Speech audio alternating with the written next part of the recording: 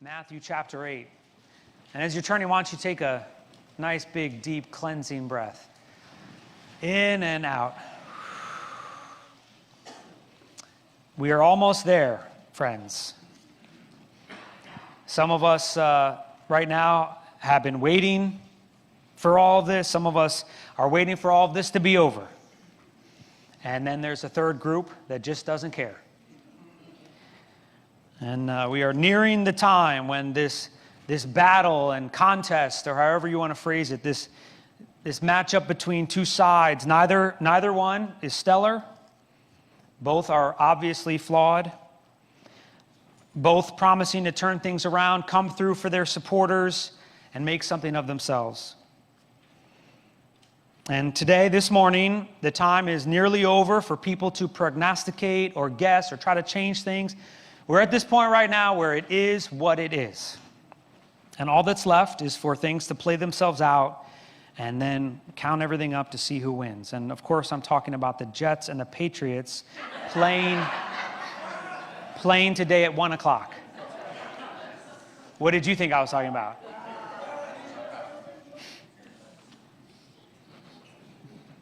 As we all know, we are living in a time of division in the United States, and many people have wondered why people are the way they are, the nation is the way that it is, politics are the way they are, very divided and angry. But I wonder if the reason for the why things are the way they are might be something different than we would think or we're being told, something a little bit more below the surface. Perhaps it is. It has something to do with people being lonely and hurting and being lost. Loneliness is an epidemic in the world and certainly in our country. And that was before the pandemic when loneliness went through the roof. And so author David Brooks makes some comments about this. I want to share this quote with you before we get into the text. He says, "Sadness, lack of recognition, and loneliness turn into bitterness. People who have been treated unjustly often lash out, seek ways to humiliate those who they feel have humiliated them. Loneliness thus leads to meanness. As the saying goes, pain that is not transformed gets transmitted.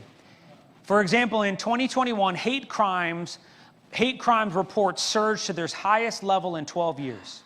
In 2000, roughly 2/3 of Americans gave to charity. By 2021, fewer than half did. One restaurant owner recently told me that he has to ban somebody from his place for rude behavior almost every week these days.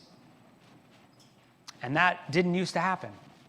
A friend of mine who is a nurse says that her number one problem is retaining staff. Her nurses want to quit because patients have become so abusive, even violent.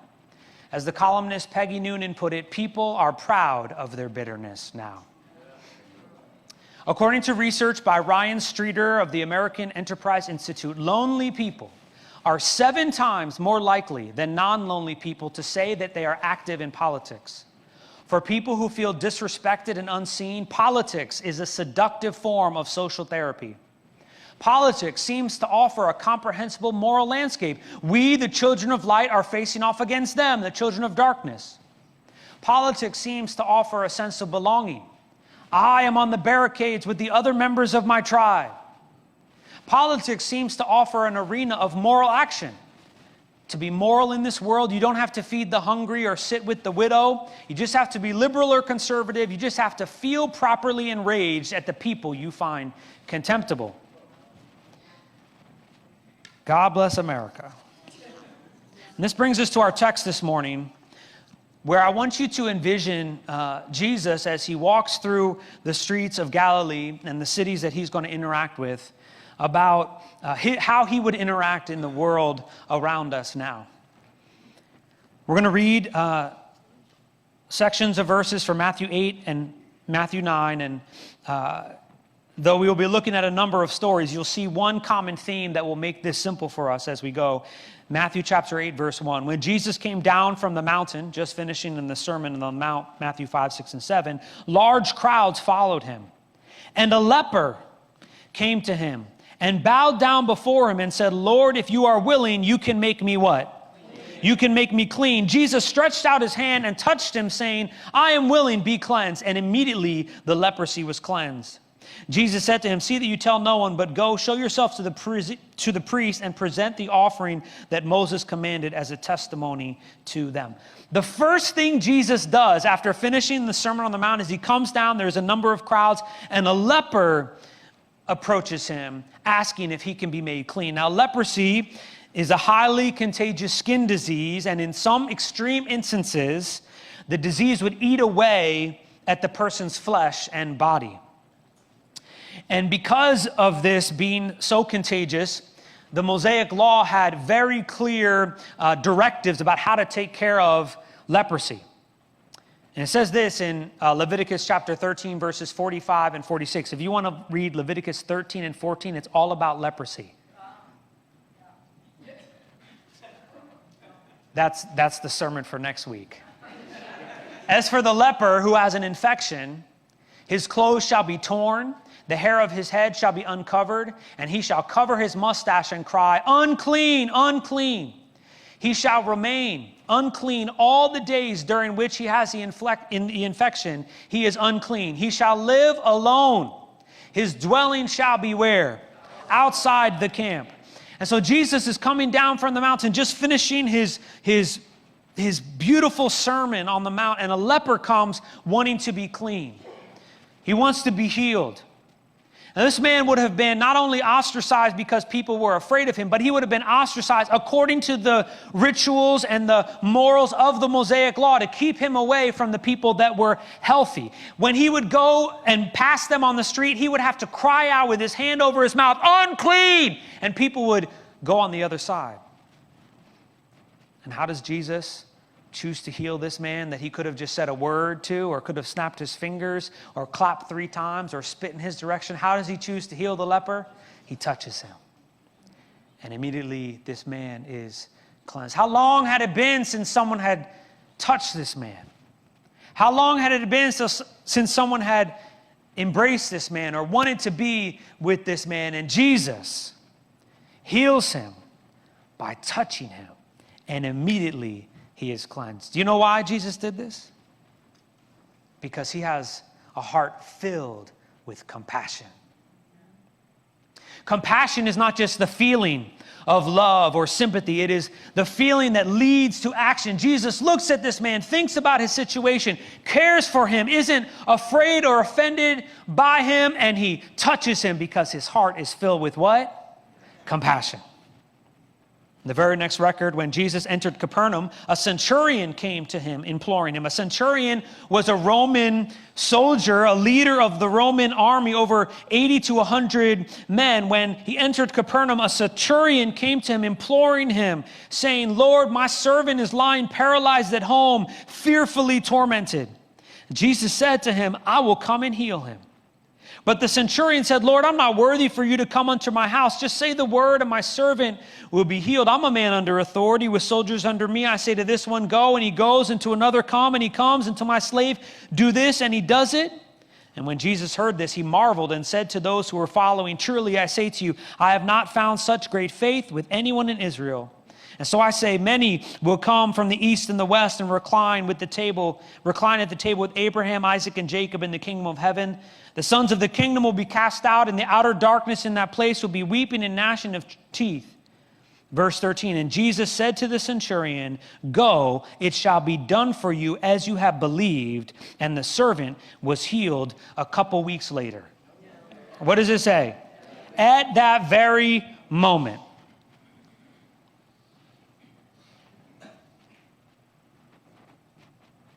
It's a great chapter. This is a great story. The first man, a leper, ostracized from the Jewish community, unclean.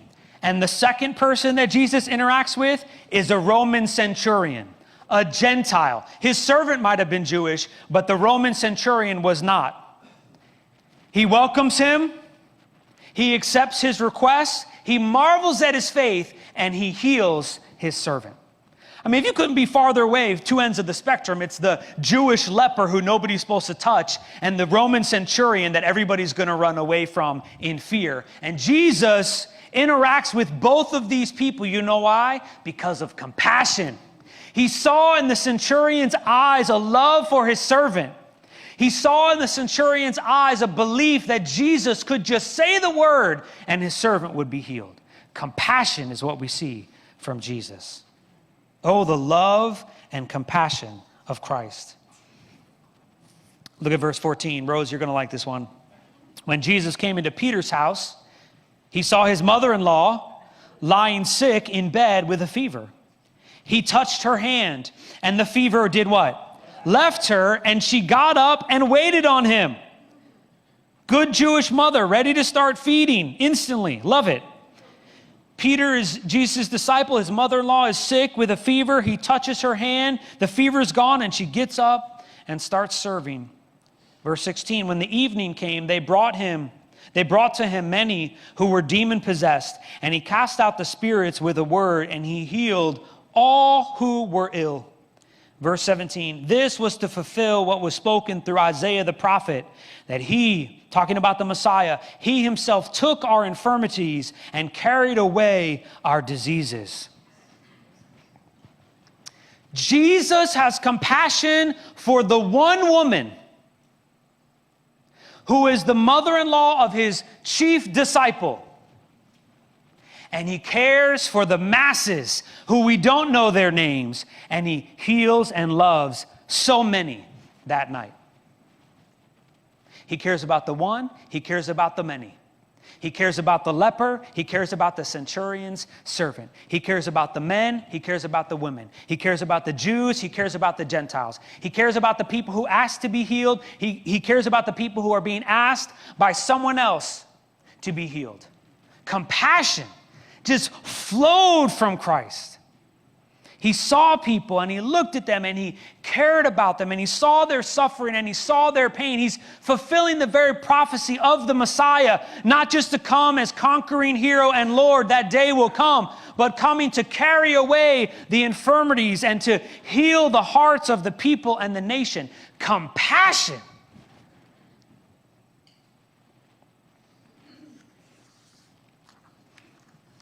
Look at verse 28.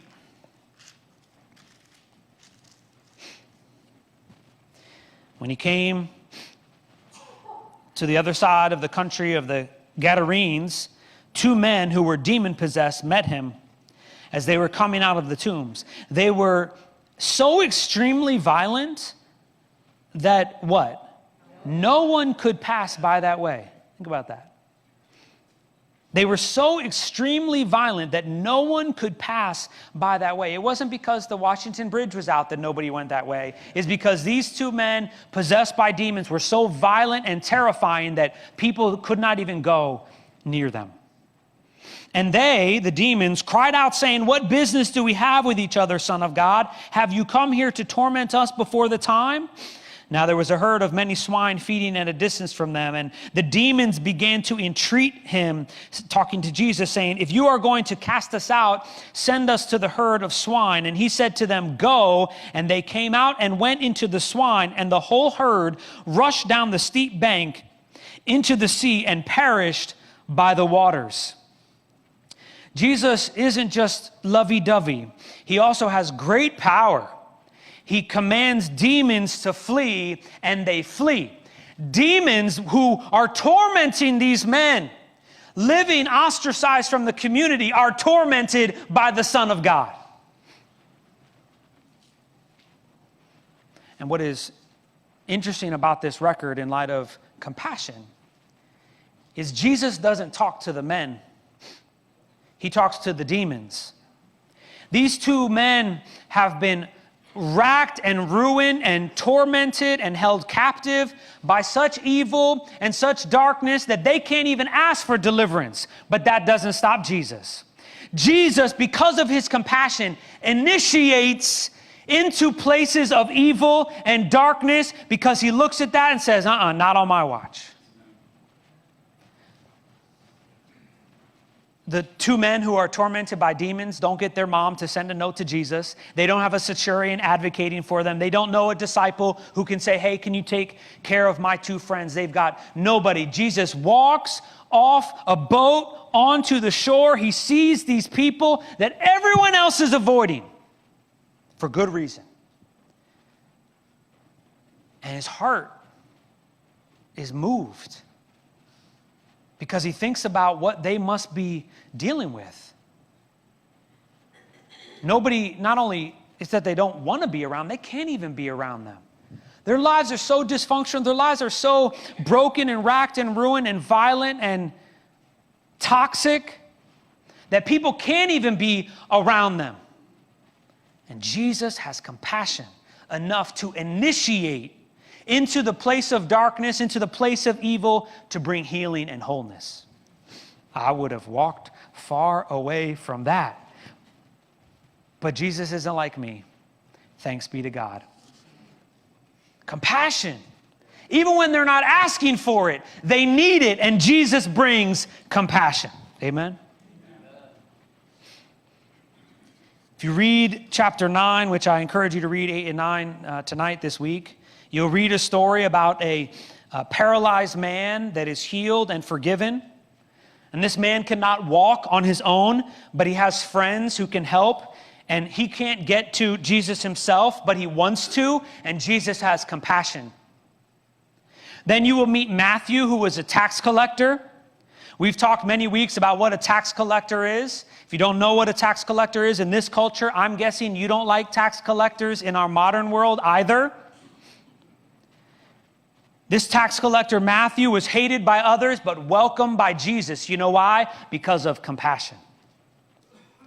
Two blind men in the story, they run and come up to find Jesus, and they cry out, "Son of David, have mercy on us." They come and cry out for mercy. And you know what Jesus does? He heals them of their blindness. You know why? Compassion. Compassion.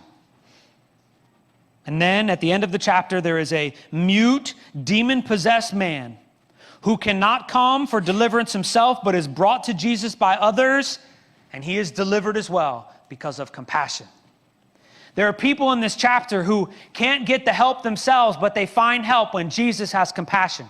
There are people who want help and come to Jesus, and he brings compassion. There are people that care about someone else that bring him to Jesus, and Jesus gives compassion. And then there's Matthew, who is hated and unwanted and unwelcome by everyone else, perhaps even his own family, but Jesus wants to have dinner with him and his friends. Compassion. Compassion, compassion.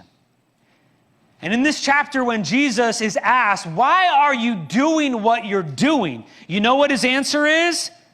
Compassion. I am acting this way, surrounded by all of these problems, because this is the kind of heart that God has. And I am showing you the way of God by me having compassion on all of these people. Compassion. I want to look at two final miracles here that we will read in verse 18.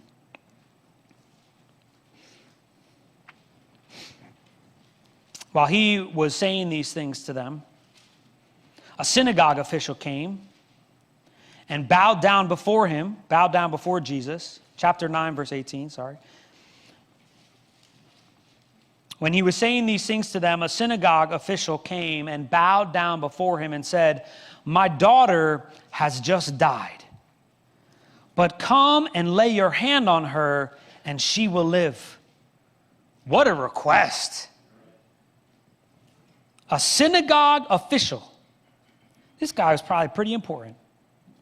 A synagogue official came, bowed down before him. "My daughter has just died, but come and lay your hand on her and she will live." I wonder how many other places he went first. The doctor, the other rabbis, and finally all hope is lost, and he comes and he gives Christ a try.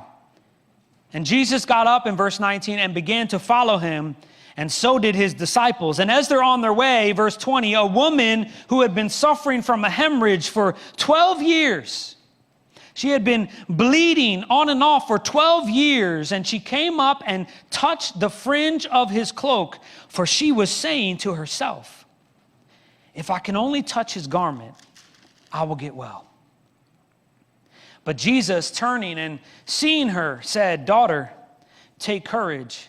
Your faith has made you well." And at once the woman was made what? Well. When Jesus came to the official's house and saw the flute players and the crowd in noisy disorder all mourning, he said, "Leave, for the girl has not died, but is asleep." And they began doing what? They began laughing. I mean, they've been there mourning because the child has what? Died. He says, "Hey, quiet down, everybody. She's not dead. She's asleep." And they start laughing at him. But when the crowd had been sent out, he entered, and he took her by the hand, and the girl got up. And the news spread throughout all the land because, of course, it should. And of course it does. Jesus is amazing. He's on his way to do a miracle and does a miracle without knowing he does a miracle on his way. He's going to the synagogue official's house because their daughter has died. And on the way, this woman with the hemorrhage for 12 years touches his garment, touches his tassel, touches the hem of his garment and is healed. And then their eyes meet and they have this moment. And I want you to think about the two people in this story who get delivered. You've got the synagogue official, a leader in a Jewish synagogue, respected, admired, honored, holy, moral, obedient, observant. And then you have this other woman who, when she's working out whether or not she can be healed or not, she doesn't even include, "Let me go ask him if I can be healed." Her belief is, if I can just touch his garment. Other people in these two chapters are going, "Son of David, hey!" The synagogue official goes to him and says, "Lord, can you come?" In her mind, as she's working out whether or not she can be healed, she doesn't even include engaging with Jesus personally to bring healing. And you know why? Well, because she doesn't want to be noticed. This woman has had a condition for 12 years that would leave her ostracized from the community. Here's what the Old Testament says about someone who is challenged or afflicted with a blood disease that is having bleeding beyond just like the normal feminine menstrual cycle. Haven't ever said that in a sermon before, but here we go. Leviticus chapter 15. You want to read all about discharges and fluids? Read Leviticus 15. That'll be my after the election sermon. Leviticus 15 verses 25 through 31 say that if a woman has a flow of blood for many days that is unrelated to her menstrual period, or if the blood continues beyond the normal period, she is ceremonially unclean. As during the menstrual period, which would have determined that a woman was unclean for 7 days each month, as during her menstrual period, the woman will be unclean as long as the discharge continues. Any bed that she lies on, any object she sits on during that time will be what? Unclean, just as during her normal menstrual period. If any of you touch these things, you will be ceremonially unclean. You must wash your clothes and bathe yourselves in water, and you will remain unclean until evening. When the woman's bleeding stops, she must count off 7 days, and then she will be ceremonially clean. Okay, so this woman is way over here. If the synagogue official is way over here and moral and ceremonially clean and observant and well respected and accepted and honored in the community, you could not get farther away on the spectrum than this woman. For 12 years, she's been unclean. For 12 years, she hasn't been able to interact with the rest of the community. For 12 years, another gospel says that she spent all the money that she had with doctors trying to get this healed, and none of them could do anything. And anytime it seemed like the bleeding would stop, and she's thinking, maybe I can start counting 7 days and go back to my family, go back to my community, would happen again and happen again. Losing this much blood would leave her anemic and weak, on top of the emotional toll that this surely would have given to her soul. So she wants to come in quiet Because if people see her or recognize her or notice something about her, they were going to call her unclean, and she's going to make them unclean. And what does this woman want to do? She wants to touch Jesus. And when she does, Jesus looks at her and says, "Daughter, take courage. Your faith has made you well." And at once, the woman was made well. He's on his way to the holy man, righteous man's house, and has compassion on the woman way on the other side. But you know what's interesting about this story? This woman isn't the only place in this story where there's uncleanness. You know why? Because Numbers 19:11 says, all who touch a dead human body will be ceremonially unclean for 7 days. And I'm pretty sure I read that what did Jesus do? He went to the synagogue official's house, took her by the hand, and said, "Hey, little girl, it's time to wake up." And what did she do? She woke up. There's uncleanness in his house too. Jesus interacts with both ends of the spectrum. He touches the unclean woman, she's healed. He touches the dead body, it's raised. Jesus cares more about these people than how these people might affect him, and that's compassion.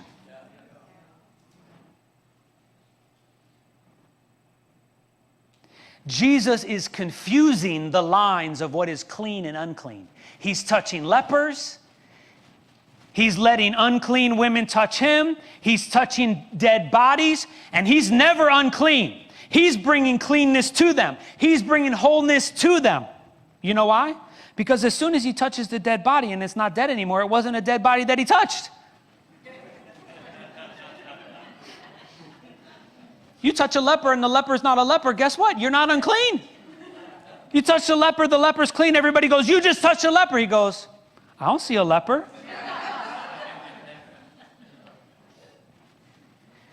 Jesus cares more about entering into the places that are broken and unclean and tormented and sick and hurting than he does about what it might cost him or what other people might say about him or how it might affect him, because his heart is filled with compassion. He's not in it for himself. He's in it for the glory of his Father and for the needs of the people around him.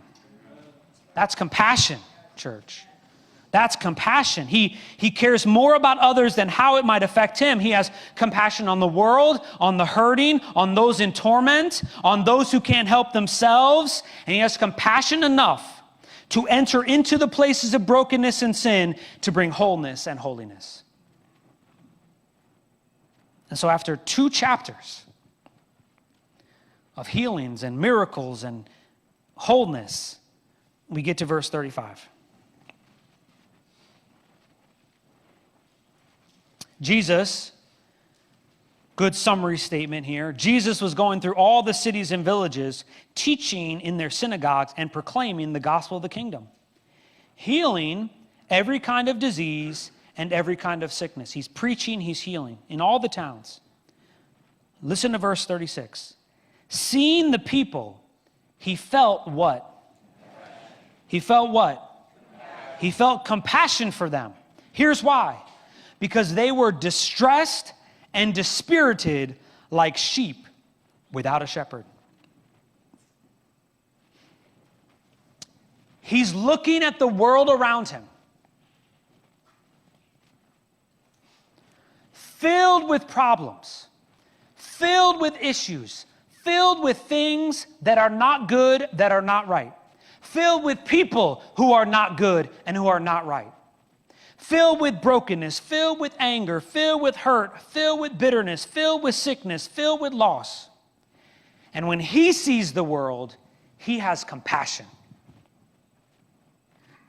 Because he looks at the world realizing that they're lost. They're like sheep without a shepherd. And when he looks at the people that are angry and irritating and annoying, he says they're dispirited and distressed. He looks at them and he says there's a reason why they're like this. And I can be angry about it. I can be adversarial towards it. I can withdraw from it. Or I can say, man, my heart goes out to them. My heart goes out to them. When Jesus looks at the people you hate, he looks at them with compassion. When Jesus looks at the people that you are angry at and irritated about, he looks at them with compassion. When Jesus looks at the people that are dead set wrong, running towards a cliff, he looks at them with compassion. They're like sheep without a shepherd, distressed and dispirited. Now, none of this means that these people are right or that what has happened to us is not wrong and evil and sinful. All of those things might be true, but his heart, when he looks at the world, fills with compassion. When I look at the world, I'm annoyed. When I look at the world, I'm angry. When I look at the world, I'm bitter. When I look at the world, I want to withdraw. When I look at the world, I'm done. When I look at the world, I'm critical. When I look at the world, I'm despondent. When I look at the world, I'm numb. When Jesus looks at the world, he has compassion. Oh Lord, give us your heart. Oh Lord, give us your heart. Let us see what you see. Let us see the people in our lives the way you see the people in our lives. Do not buy in to the propaganda of this day that wants to have you on divided lines, lines of hatred, making enemies, calling people stupid, demeaning them. Stand with Jesus. Stand with compassion. With all your opinions and views, have a compassionate heart. Because what this world needs is that.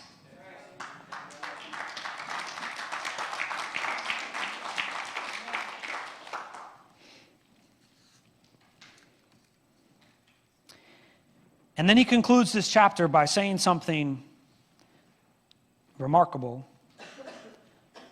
Verse 36 again, seeing the people, he felt compassion for them because they were distressed and dispirited like sheep without a shepherd. Verse 37, and he said to his disciples, looking at this, he says, the harvest is plentiful, but the workers are few.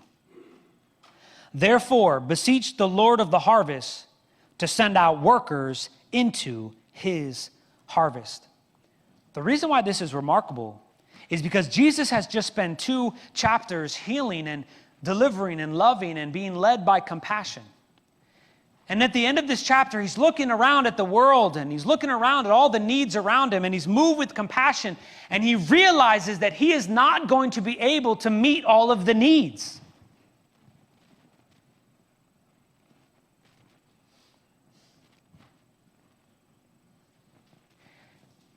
He realizes that, just like we talked about last week, that he is the one they need.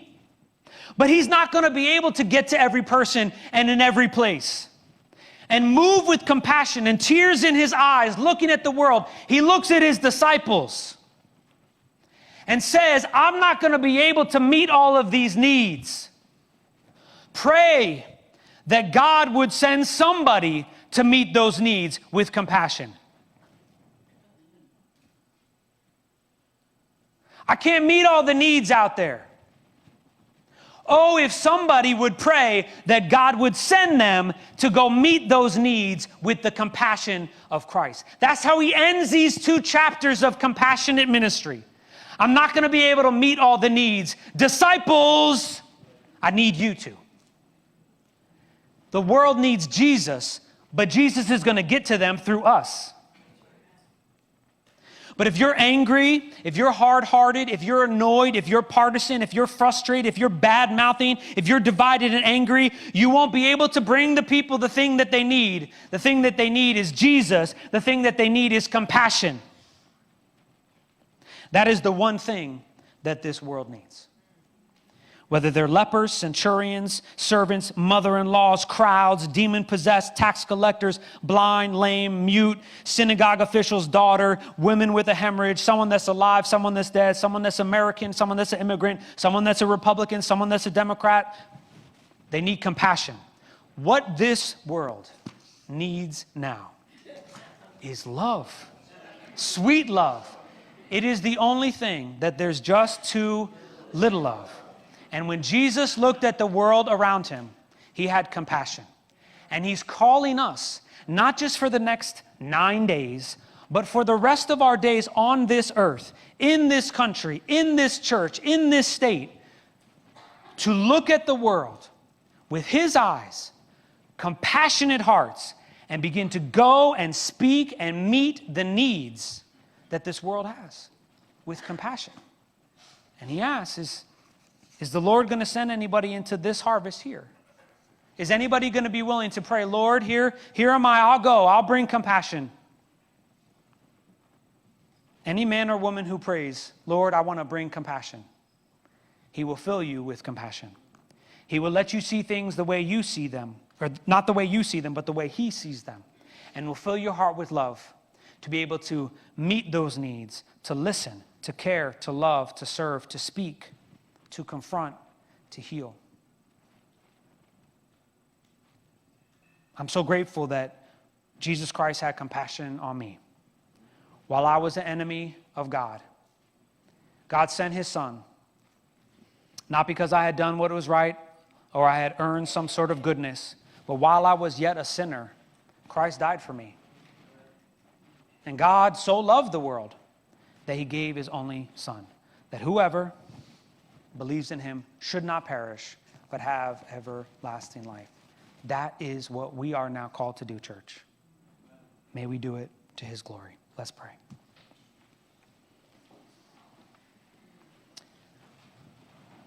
Father, I pray this morning, yet again, I find myself lately these weeks asking for forgiveness, confessing my sin.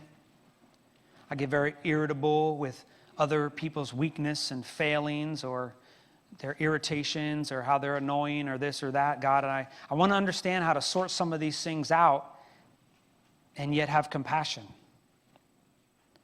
There is evil in the world. There's evil in this nation. There's evil around us, and evil is afflicting many people. I don't understand just how to be upset about those things, to be bothered by those things, and still have compassion. And God, what I'm saying right now is I need your help. I need your help. I need you to soften my heart. I need you to give me more grace and more compassion. I need to love again that person. I need to show kindness again to that person. I've grown tired. I've grown weary maybe. I've run out of it. And so I'm coming to you today and asking that you would fill my heart with compassion, that you'd open my eyes to see things with compassion, and that whatever's going on today or tomorrow or this week or this year, Lord, that we here this morning could be driven by compassion to love our enemies, our neighbors, the stranger, those hurting, obviously, those that are hurting quietly.